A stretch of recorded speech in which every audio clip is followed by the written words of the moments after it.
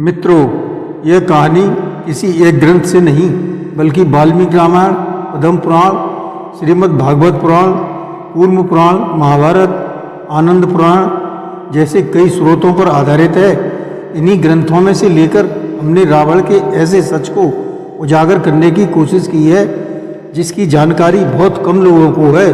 तो क्या आप जानते हैं, उस व्यक्ति की कहानी सुनना चाहेंगे जिसे हम सब केवल एक खलनायक के रूप में जानते हैं? क्या आप जानना चाहेंगे कि इतिहास के पन्नों में दबी उस चरित्र की सच्चाई क्या है जिसे हमेशा बुराई का प्रतीक माना गया है?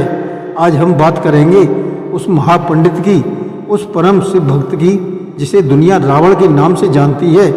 लेकिन क्या आप उस रावण की इस अनकही कहानी को सुनने के लिए तैयार हैं, जो आपको यह सोचने पर मजबूर कर देगी कि क्या रावण वास्तव में बुरा था जितना हमें बताया गया है, या उसके चरित्र में कुछ ऐसी महानता भी छिपी थी जिसे शुरू से अनदेखा किया गया? आज हम आपको बताएंगे रावण के बारे में एक ऐसा ऐतिहासिक सच जिसमें वीरता, ज्ञान, भक्ति और त्याग की ऐसी गाथा है जो आपकी सोच को रावण के बारे में एकदम से बदल देगी। तो बने रहिए हमारे साथ इस कहानी के अंत तक, क्योंकि आज आप रावण को नहीं बल्कि उस दशानन के पीछे छिपे एक महाज्ञानी को जानेंगे। अब आप सब्सक्राइब, कमेंट करके बेल आइकन दबाना न भूलें और शेयर अवश्य करें, जिससे यह रोचक कथा आपके मित्र भी जान लें। धन्यवाद। नमस्कार, मैं रणबीर सिंह लोटस एंटरटेनमेंट में आपका हार्दिक स्वागत करता हूँ। मित्रों, वैकुंठ लोक, जहाँ भगवान विष्णु माता लक्ष्मी के साथ निवास करते हैं, बाहर मुख्य द्वार पर दो द्वारपाल थे जो अपने स्वामी के प्रति पूर्ण समर्पित थे। एक दिन ब्रह्मा जी के मानस पुत्र सनक, सनंदन, सनातन और सनत कुमार, जो सदैव बालकों के रूप में रहते थे, एक बार वे भगवान विष्णु के दर्शन करने वैकुंठ पधारे, परंतु जय और विजय ने उन बालकों को समझकर द्वार पर ही रोक दिया और अंदर जाने से मना कर दिया। ऋषियों ने इसे अपना अपमान समझा और क्रोध में आकर उन्हें श्राप दे दिया कि तुम दोनों वैकुंठ में रहते हुए भी समता और पवित्रता का भाव नहीं रखते, इसलिए तुम राक्षस योनि में जन्म लोगे।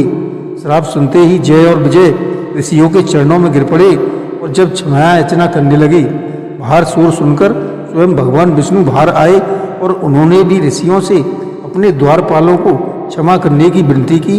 तब ऋषियों ने कहा, हमारा श्राप व्यर्थ नहीं जा सकता, पर हम इसकी तीव्रता को जरूर कम कर सकते हैं। उन्होंने दो विकल्प दिए, या तो तुम भगवान विष्णु के भक्त के रूप में 7 जन्मों तक पृथ्वी पर रहोगे, या फिर उनके शत्रु के रूप में 3 जन्मों तक। फिर दोनों ने सोचा कि वे अपने स्वामी से 7 जन्मों तक दूर नहीं रह सकते, इसलिए उन्होंने शत्रु के रूप में 3 जन्म लेना स्वीकार कर लिया ताकि वे जल्दी से जल्दी वैकुंठ वापस लौट सकें। यही जय और विजय अपने पहले जन्म में हिरण्याक्ष और हिरण्यकश्यप नाम के 2 राक्षस हुए, जिनका वध भगवान विष्णु ने क्रमशः 12 और नरसिंह अवतार लेकर किया। अपने दूसरे जन्म में वे त्रेता युग में रावण और कुंभकर्ण के रूप में जन्मे और तीसरे जन्म में द्वापर युग में शिशुपाल और दंतवक्र बने, जिनका उद्धार भगवान राम व श्री कृष्ण ने किया था। इस तरह रावण का जन्म किसी साधारण असुर के रूप में नहीं बल्कि एक श्राप के कारण हुआ था, जिसका उद्देश्य केवल भगवान के हाथों मोक्ष पाना था। अब हम चलते हैं त्रेता युग में, जहाँ ब्रह्मा जी के पुत्र थे महर्षि पुलस्त, जो सप्त ऋषियों में से एक थे। उनके पुत्र हुए महर्षि विश्रवा, जो स्वयं एक तपस्वी और ज्ञानी थे। महर्षि विश्रवा का पहला विवाह भरद्वाज ऋषि की पुत्री देवांगना से हुआ, जिनसे उन्हें कुबेर नामक पुत्र की प्राप्ति हुई, जो बाद में धन के देवता बने। विश्रवा की दूसरी पत्नी दैत्यराज सुमाली की पुत्री कैकसी थी, और कैकसी के पिता सुमाली ने अपनी पुत्री को विश्रवा के पास इसलिए भेजा था ताकि उसे देवताओं के समान तेजस्वी और पराक्रमी पुत्र प्राप्त हो। कैकसी ने एक अशुभ समय में ऋषि विश्रवा से गर्भ धारण किया, जिसके कारण उनकी संतानें राक्षसी प्रवृत्तियों के साथ जन्मी। इन्हीं की संतानें थीं रावण, कुंभकर्ण, विभीषण और शूर्पणखा।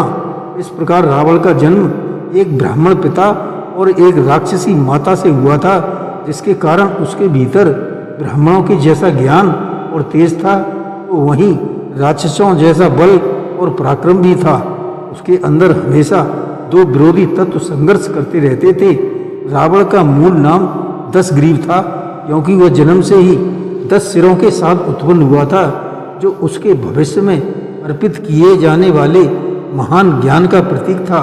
उसका बचपन ज्ञान और शक्ति की खोज में बीता। उसके पिता ऋषि विश्रवा ने उसे वेदों और शास्त्रों की शिक्षा दी। उसने अपने दादा ऋषि पुलस्त्य से भी ज्ञान प्राप्त किया था। बचपन से ही वह मेधावी और जिज्ञासु था। उसकी सीखने की लगन बड़ी ही अद्भुत थी। वो हर विद्या में पारंगत होना चाहता था, चाहे वह वेद पुराण हो, ज्योतिष हो, तंत्र मंत्र हो या फिर अस्त्र शस्त्रों का ज्ञान हो। युवावस्था में पहुंचकर दशग्रीव ने अपने भाइयों के साथ मिलकर ब्रह्मा जी की घोर तपस्या की।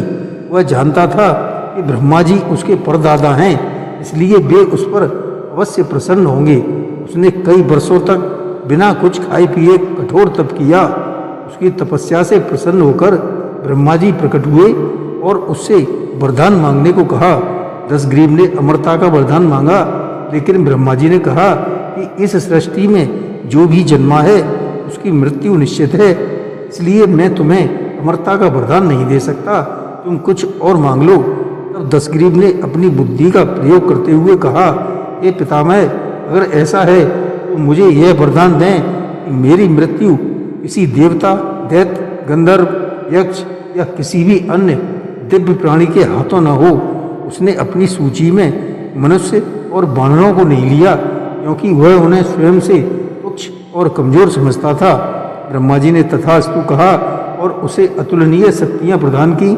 इसी तरह कुंभकर्ण ने 6 महीने सोने का वरदान मांगा और विभीषण ने सदैव धर्म के मार्ग पर चलने का वरदान प्राप्त किया।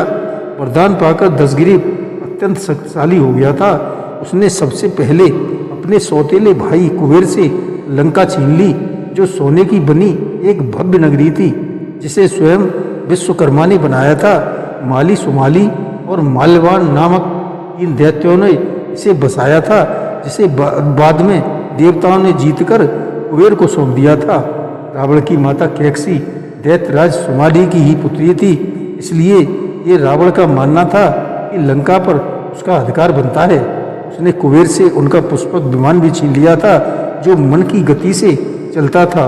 लंका का राजा बनने के बाद रावण ने अपने राज्य का विस्तार करना शुरू किया।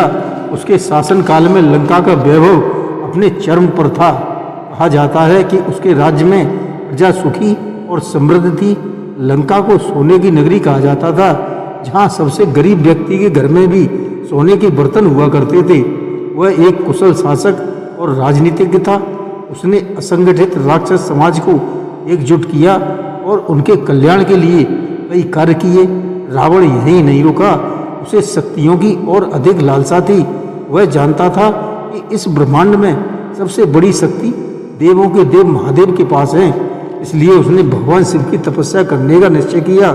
उसने नर्मदा नदी के तट पर एक शिवलिंग स्थापित किया और कठोर तपस्या शुरू की।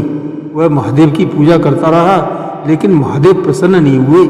रावण ने अपनी भक्ति की और तीव्र कर दिया।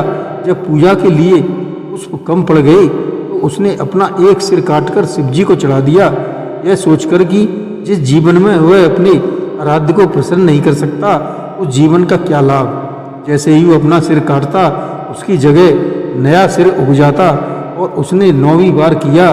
फिर जब वह 10वीं बार अपना सिर काटना चाहता था, तो भगवान शिव ने उसकी अटूट भक्ति और तपस्या से प्रसन्न होकर प्रकट हो गए। महादेव ने उसे उसके 10 सिर वापस प्रदान किए और उसे अतुलनीय बल, दिव्य अस्त्र शस्त्र और तंत्र मंत्र की सिद्धियां प्रदान की। शिवजी ने उसे रावण नाम दिया, जिसका अर्थ है भयानक गर्जना करने वाला, क्योंकि जब कैलाश पर्वत के नीचे उसका हाथ दब गया था तो उसके चित्कार से तीनों लोग कांप उठे थे। यह वही घटना थी जब रावण ने अहंकार में आकर कैलाश पर्वत को उठाने का प्रयास किया था। तब शिव ने अपने पैर के अंगूठे से पर्वत को दबा दिया था, जिससे रावण का हाथ नीचे दब गया। तब दर्द से कराहते हुए रावण ने शिव की स्तुति में एक स्त्रोत गाया जिसे आज हम शिव स्त्रोत के नाम से जानते हैं। इस स्त्रोत से प्रसन्न होकर ही शिव ने उसे अपना चंद्रहास नामक दिव्य अस्त्र प्रदान किया था। इन 10 सिरों के साथ उसे दशानन भी कहा जाता है। ये 10 सिर केवल अहंकार के प्रतीक नहीं थे। रावण 4 वेद और 6 शास्त्रों का भी ज्ञाता था। इस प्रकार कुल 10 विधाओं में पारंगत होने के कारण उसे दशानन कहा जाता था। ये 10 सिर काम, क्रोध, लोभ, मोह, मत्सर, मन, बुद्धि, चित्त और अहंकार के भी प्रतीक माने जाते हैं।